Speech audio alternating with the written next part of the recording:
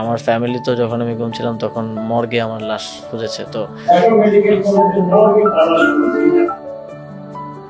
এটা হতেই পারতো, গুম হওয়ার বদলে হয়তো মারাও যেতে পারতাম। তখন অনেক গার্জিয়ানরাই, এখন অনেক শহীদ পরিবারের সাথে দেখা হয়, ওনারাও সে সময় অনেকেই হয়তো মর্গে গিয়ে তাদের বাচ্চাদের লাশ খুঁজে পেয়েছে। তো I could be one of them.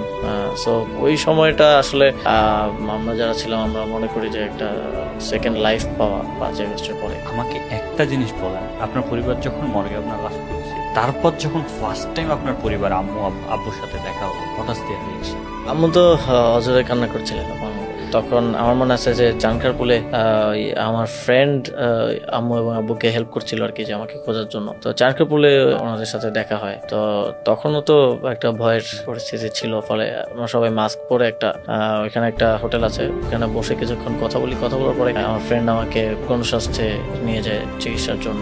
ওইখানে নাহিদ ভাইও ছিলেন। তখন খুবই একই সাথে একটা ভয়ের পরিবেশ ছিল, আবার একই সাথে এই এতদিন 3-4 দিন খোঁজাখুঁজির পর আব্বু আম্মুর সাথে দেখা হলো। এটা একটা মিক্সড এক্সপিরিয়েন্স।